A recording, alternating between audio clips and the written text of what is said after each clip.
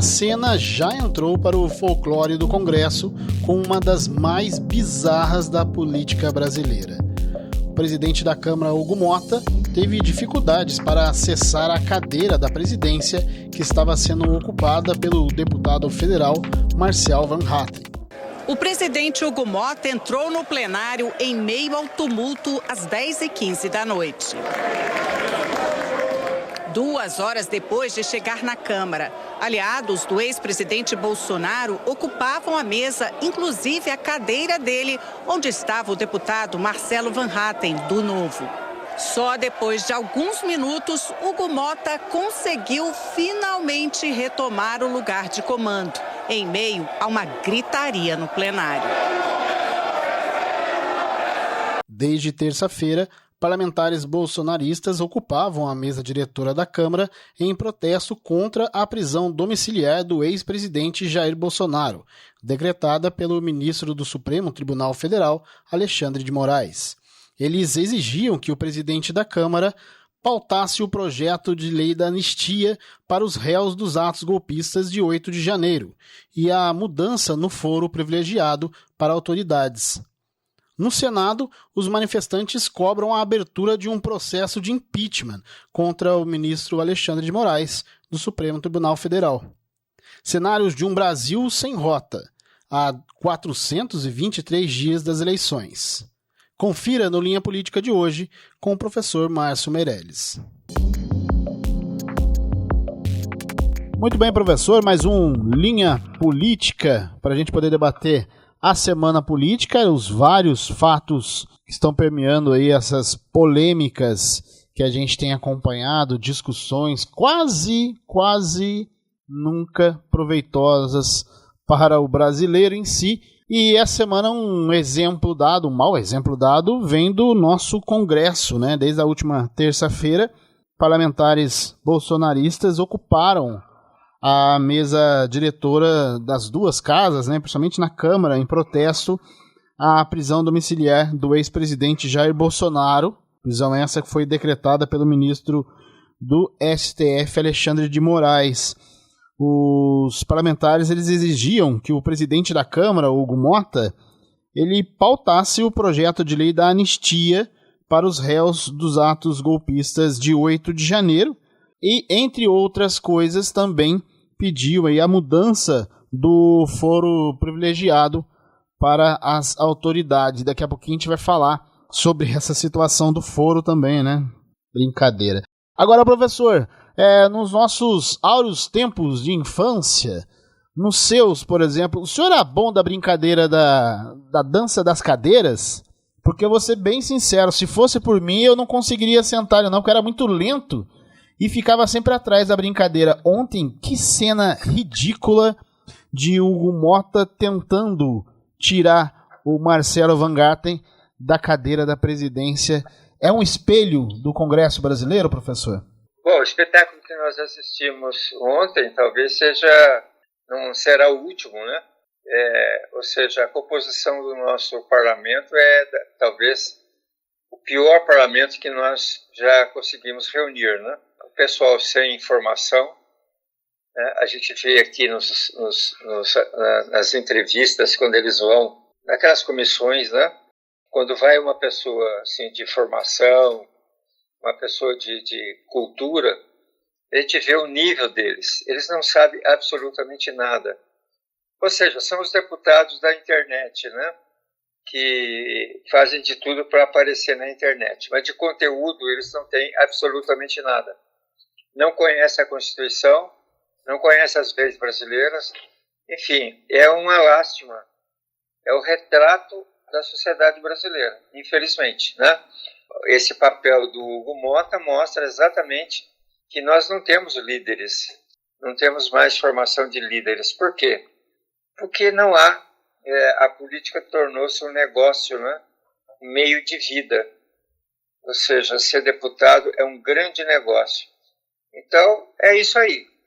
Infelizmente, o Brasil ainda tem que caminhar muito para ter um Congresso mas com maior formação cultural, maior conhecimento do país. E penso que nesta casa mora a construção dessas soluções para o nosso país, que tem que estar sempre em primeiro lugar, e não deixarmos que projetos individuais, projetos pessoais ou até projetos eleitorais possam estar à frente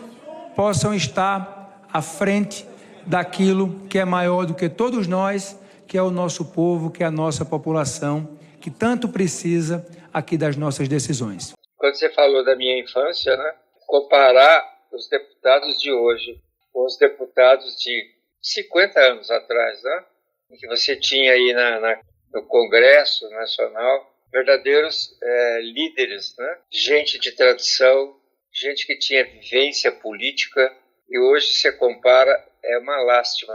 Aliás, não é só no Congresso, né, em qualquer lugar que você vai ver hoje, o nível, né, de educação, o nível de postura do brasileiro caiu muito, né? Então não é de se espantar. É apenas vergonhoso. Eu não me lembro de ter um movimento, né, assim tão forte como nós estamos tendo em prol de um outro país. Nós levamos anos. Aliás, na Segunda Guerra Mundial tinha brasileiro que era favorável a Hitler, né? O exército brasileiro era armado pelo exército alemão. O Brasil entrou na guerra do lado dos americanos depois de muita insistência do próprio Estados Unidos. A Alemanha destruía navios, afundava navios brasileiros e, no entanto, havia uma grande corrente no Brasil que era favorável a Hitler, a Mussolini, né? A questão da direita no Brasil, dos integralistas. Então, nós passamos essa fase. Era uma fase que, na minha época, era uma palavra pesadíssima, que era o entreguismo. E agora a gente vê novamente levamos 40 anos, 50 anos para tornarmos um país independente, e agora nós nos colocamos como um país subalterno, né? Isso é muito triste para o Brasil.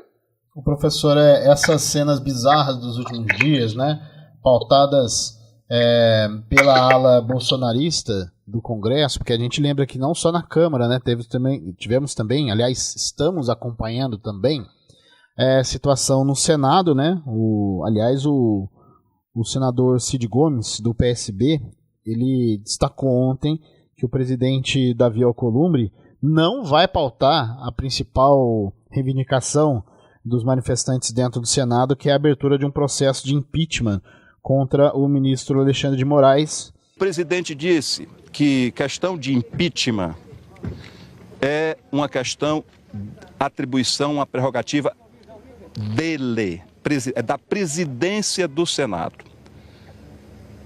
E ele, para usar as palavras, disse assim: não há hipótese de que eu coloque para votar essa matéria.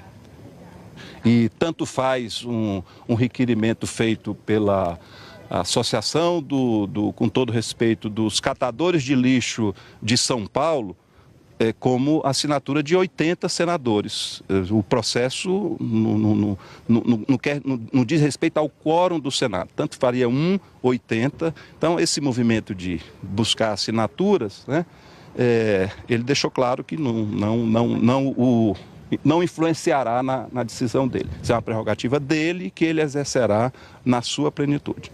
E lembrando, né, muita discussão que, primeiro, temos aqui toda uma acusação com detalhes e tudo mais, mas que são discussões que até fogem do trâmite oficial de como situações como essa devem ser apresentadas e tudo mais. E na fala de ontem do Hugo Mota, o presidente da Câmara, ele destacou que o quanto a pauta desse grupo de parlamentares manifestantes foge da realidade do Brasil hoje, né? Tudo aquilo que a população espera ser discutida, tudo aquilo que interfere no dia a dia do brasileiro está em segundo, terceiro plano. O plano principal deles hoje, até porque quando se fala em anistia a 8 de janeiro, tentam fingir que é pelas aquelas pessoas que participaram do ato golpista, aquelas pessoas que eu digo que estiveram na Praça dos Três Poderes, invadiram as sedes dos poderes brasileiros, não é por isso, né? Na verdade, esses deputados não estão nem aí com aquela senhora lá do batom, não estão nem aí com esse povo. Eles estão aí em garantir essa anistia para uma única pessoa, que é o ex-presidente Jair Bolsonaro. Então o Hugo Mota destacou ontem que o quanto essa pauta dos manifestantes, ela foge da realidade brasileira, daquilo que precisa ser discutida, e foca apenas no interesse de uma família. E aí, o senhor estava citando sobre essa dificuldade das lideranças hoje no país. O blog da jornalista do Grupo Globo, Andréa Sadi, ela destacou ontem, professor, no final do dia, que líderes da oposição, qual foi a tentativa de saída deles ali para um acordo?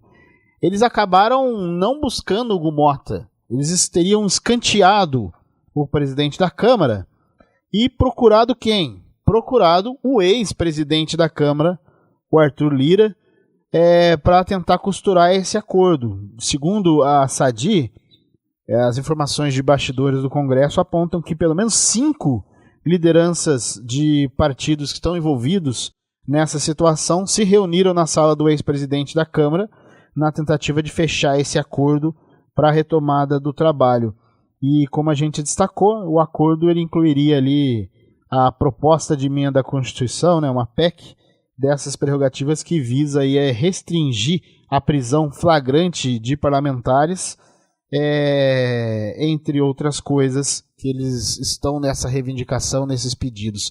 O maior problema, professor, é claro que a gente sabe que aquilo ali não deve para frente, até pelo posicionamento do Centrão também, que não está aderindo. Aliás, hoje tem reunião já marcada de Lula com Kassab, né? Só para a gente ter uma linha para onde a política brasileira está seguindo. Mas, o professor, independente de tudo aquilo que está acontecendo, é como o senhor citou, é estampado a imagem da política nacional.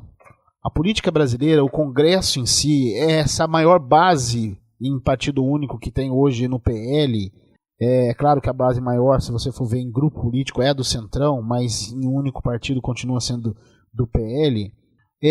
É um exemplo do que a nossa política tem se tornado, né? Parece uma Câmara de Vereadores de uma cidade totalmente marginalizada, sem informação, mas na verdade, quando a gente olha de forma mais atenta, é o Congresso. É o mesmo Congresso que em 88, por mais que tivemos problemas, mas o mesmo Congresso que reuniu grandes nomes da política para formar uma Constituição, e hoje está fadada, está nas mãos de manifestantes que parecem mais artistas de circo, né?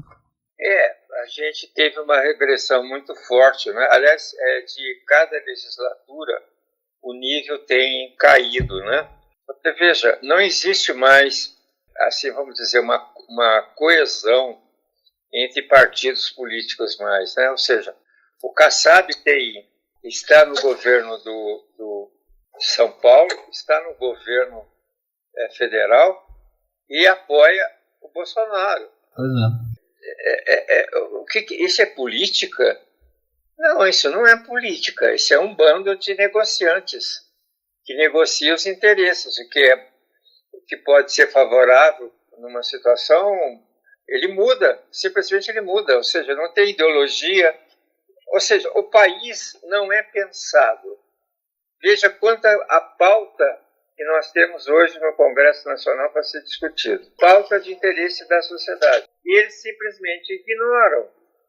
Eles não estão preocupados. Essa questão dessas emendas parlamentares, ficou claro que o objetivo deles é se reeleger, né? Ou seja, se reeleger, e o que é pior, se reeleger sempre os mesmos. Porque como o partido tem lá as suas raposas, né? Vamos dizer assim, todos esses recursos que são do projeto eleitoral vão para essas pessoas. Então, não há renovação no Congresso Nacional. São sempre os mesmos. Né? Então, isso é prejudicial para a própria democracia e para o próprio Brasil. Agora, é muito triste, tudo isso é muito triste. Você vê a figura do Mota, não é porque é questão de ser... Mas não tem nenhuma estatura política, não tem nenhum... peso político para enfrentar um Congresso que é um Congresso, desculpe o termo, mas é um Congresso mafioso. Eles estão lá a fim de se lucrupletar, né? Então, como é que pode? O próprio União Brasil tem ministro, participa do governo e é contra o governo. Pois é. Então, há uma desmoralização, inclusive das próprias lideranças. Olha, a campanha que está sendo feita contra o Supremo Tribunal Federal, todo o sistema jurídico, jurisdicional, a postura do juiz, há erros que o juiz não é infalível. Mas o que se está se fazendo no Brasil, com referência ao Supremo Tribunal Federal, é uma coisa descabida. Inclusive, essa figura do Alexandre de Moraes, essa proeminência que foi lançado no Alexandre de Moraes, em que ele, de uma certa forma, julga politicamente. Por quê? Porque o Congresso Nacional não faz a sua parte. E aí cai no colo da justiça. E aí vem aquele idiota dizer o seguinte, o judiciário não é eleito. Nós que somos os eleitos é que temos o poder de fazer transformações no Brasil. Mas não fazem. Não fazem. Alguém tem que fazer. Porque o país não pode parar. O país depende de decisões judiciais. O país depende de uma estabilidade jurídica para tudo. Para a economia, para os investimentos, para o planejamento futuro. Eles não têm noção absolutamente nada disso. Quer dizer, eles vivem o mundo deles, as necessidades deles, e o país fica à deriva. Essa é, infelizmente, e que não há perspectiva de mudança. Né? Não há perspectiva de mudança. Porque esses que estão no poder, por esse processo eleitoral das verbas, né? Das emendas, o poder das emendas, eles voltam ao poder. Eles ficam lá novamente. Então, a situação do país, e parece que a sociedade não está percebendo isso, e ela está sendo envolvida nessas questões, né? E está indo para o lado errado. Ou seja, e o país vai pagar muito caro por isso. Então, eu acho que a gente precisaria ter um pouco mais de cautela, um pouco mais de bom senso, para fazer uma análise profunda do que está acontecendo no país. Ou seja, nós estamos chegando à beira do caos. Né? Ou seja, o presidente da República é preso pelo Legislativo, o Legislativo não atua e ataca o Judiciário. Quer dizer, nós estamos tendo uma guerra de poderes.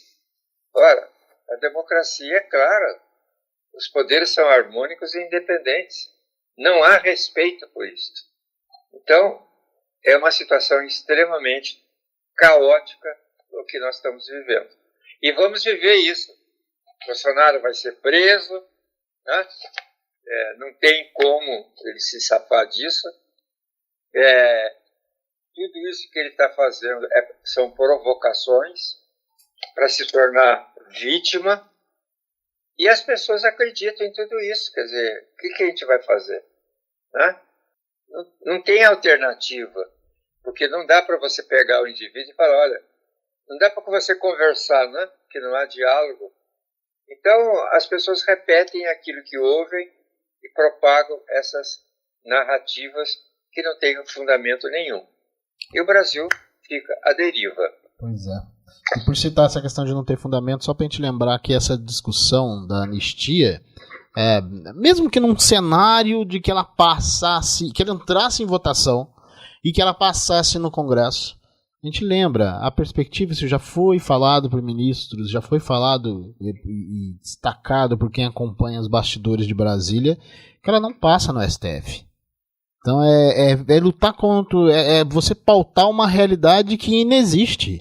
né? Você pautar uma realidade que é jogar para a torcida, e a torcida está lá, está apoiando por ser desinformada, e naquilo que o senhor falava na sua primeira participação, é o Brasil hoje pautado pela desinformação, pelo despreparo, por uma figura... Eu vou até citar aqui, além do Marcelo Van Hatten, que protagonizou essa cena ridícula das pessoas terem que tirá-lo, pediram, né, para ele deixar a cadeira da presidência da Câmara. Essa mesma cadeira foi ocupada pela deputada federal Juliana Zanatta, do PL de Santa Catarina, e ela é com um bebê no colo. Então, é Brasília rumando para um caos que a gente deve ver, claro, né, essa é a minha perspectiva, infelizmente, mas que a gente deve ver em graus ainda mais elevados em 2026, com tudo que o Brasil está passando, com todo o espaço que essas figuras estão tendo, e o brasileiro preso a essa coisa Lula-Bolsonaro, enquanto o Congresso é degradado a cada legislatura. Professor, para a gente encerrar aqui rapidinho, lembrar que o tarifaço passou a valer, né? Passou a valer nessa quarta-feira. E aí, é claro que muita coisa precisa ser discutida. O Lula destacou que não vai ligar para Trump. Ele disse que não pretende se rebaixar, ligar para um presidente dos Estados Unidos, que, de acordo com o próprio Lula, aquela fala do Trump à imprensa brasileira, acho que foi até uma entrevista a uma repórter do Globo News, coisa rápida, na verdade, não foi nem uma entrevista, né? Foi uma pergunta que teve uma resposta rápida ali, em que ele falou que ele aceitaria um telefonema do Lula, mas o Lula está destacando que não é essa a linha, não é essa a resposta que eles têm tido junto à Casa Branca. Não liguei porque ele não quer telefonema.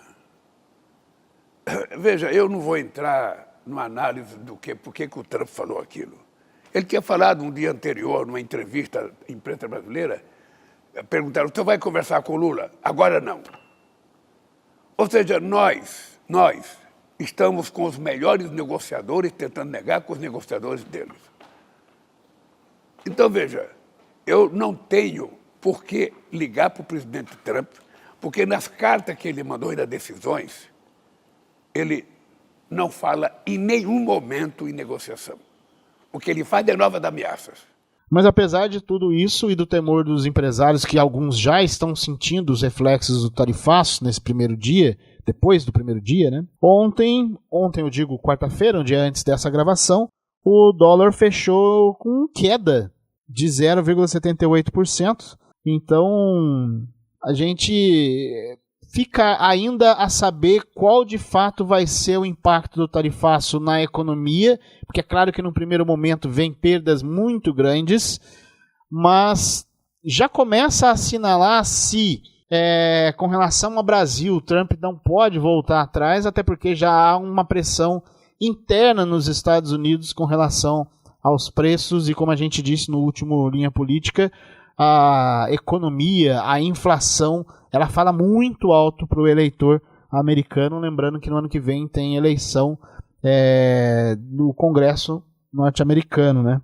E aí, professor, além desse impacto econômico, o impacto político, né?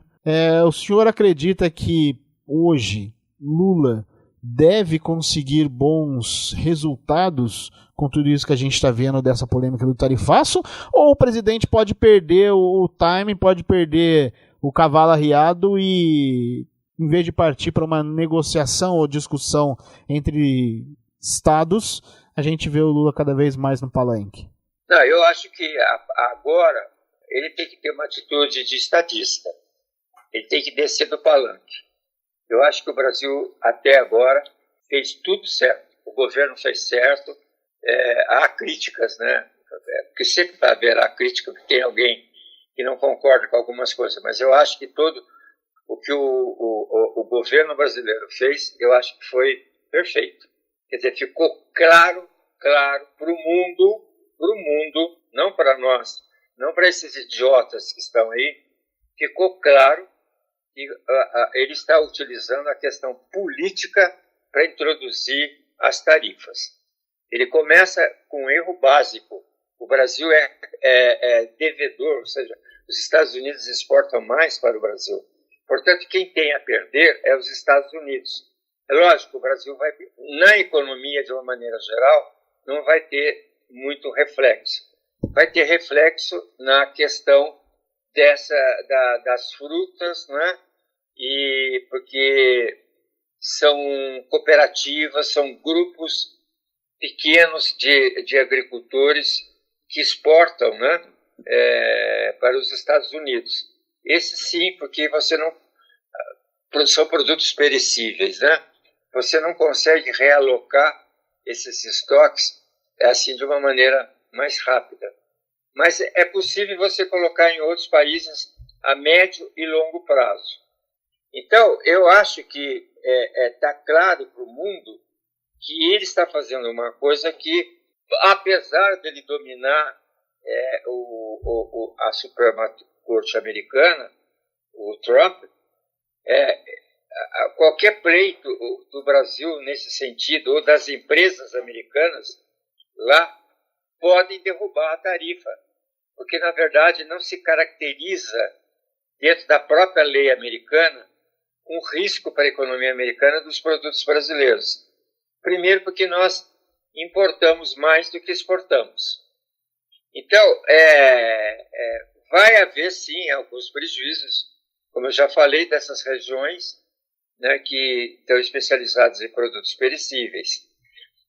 A questão do café, o Brasil pode, a médio e longo prazo, recolocar esses produtos no mercado internacional, né? Então, eu acho que está claro para o mundo, o governo atuou corretamente, estudou os impactos, não fechou os canais de negociação com os Estados Unidos, ou seja, o Geraldo Alckmin está negociando, o próprio Haddad, ministro da Fazenda, também está negociando. O que eu acho é que o Lula tem que ter uma posição agora de estadista. Deixar que o mundo julgue os Estados Unidos. Porque nós fizemos tudo corretamente. Né? Fizemos tudo corretamente. Eu acho que o nosso próprio Itamaraty também atuou de forma precisa, cirúrgica, interviu no momento exato que tinha que intervir. Eu acho que deixar os Estados Unidos agora com a próxima jogada. A próxima jogada dos Estados Unidos vai repercutir contra ele, não contra o Brasil. Então, a gente tem que aguardar um pouco, porque o Trump é imprevisível. Tanto ele pode, daqui a 3 meses, aumentar a tarifa, ou pode simplesmente eliminar as tarifas. Eu acho que eles ainda estão, de uma certa forma, impregnados dessa questão do judiciário. Mas o tempo vai mostrar, porque eles não são também uma pessoa, um grupo de pessoas que não pensam, não raciocinam. Eles vão perceber claramente que o Bolsonaro e a família estão usando o próprio Estados Unidos contra o próprio país, né? E isso vai ter repercussão. Não é 40 mil pessoas numa praça pública que vai mobilizar o Brasil, né? Eles estão ferindo a soberania brasileira, ou seja, são traidores da pátria, são entreguistas, né? Todo aquele panorama que você não viveu, mas eu vivi, que foi após, né, o processo de democratização de Getúlio e também depois do processo, né, de democratização no Brasil com a eleição de democratas. O Brasil conseguiu se livrar dessa pecha de ser um país subalterno, de ser uma república de banana, por culpa do próprio Estados Unidos, que abandonou a América Latina. Ele destruiu a América Latina democraticamente com os processos de revolução, né? A gente sabe disso. Os Estados Unidos, em 64, tinham uma esquadra naval pronta para invadir o Brasil e 5 milhões de reais que ele mandou de dólares naquela época, 5 milhões de dólares, hoje é 30 milhões, que deu para pagar alguns maus brasileiros. ou seja, propina, corrupção de alguns líderes políticos brasileiros para fazerem a Revolução de 64 vitoriosa. Os Estados Unidos percebeu isso e abandonou a América Latina, foi para o Oriente Médio, né? As guerras do Oriente Médio, e a América Latina procurou seu caminho e achou a China. É essa a realidade, né? Que esses idiotas, essas pessoas ignorantes no sentido que não têm cultura, não estudam, não entendem o processo, estão aí alardeando, né? Mas a gente que viveu essa época sabe o mal que esses deputados estão fazendo para o Brasil. Um dia eles vão ser condenados, não tenha dúvida. E que comece essa condenação pelas urnas, né, professor? Independente de partido aqui, independente de ideologia, é que nesse caso não tem uma ideologia, tá? E quem está lá ocupando hoje, quem está fazendo essa manifestação bizarra no Congresso e no Senado, isso é importante a gente pensar, não tem ideologia e trabalha como se tivesse a ideologia daqueles que os apoiam. Na verdade, eles não as têm. A ideologia deles se chama Jair Bolsonaro. Professor, muito obrigado por mais um Linha Política. Esse Linha Política que rastreou tudo que está acontecendo no Congresso, essas falhas e tudo mais. Já deu para falar também sobre a questão da presidência e o tarifaço, que é momento do Lula sair do palanque também. Eu acho que um breve giro que fizemos por esse maior destaque dessa semana. E semana que vem a gente está de volta para mais um bate-papo aqui, certo? Tá, perfeito. Vai ter assunto ainda, porque tem coisas que vão acontecer nesses dias. Ah, com certeza. Até mais, professor. Um abraço. Essa foi a edição número 63 do Linha Política. No programa de hoje você ouviu áudios do canal TV Globo, UOL e TV Senado. Ficamos por aqui. A apresentação e produção de Francisco Assis, participação e comentários de Márcio Meirelles, operação de áudio de Edson César, edição Gabriela Oliveira, design de Jesus Henrique.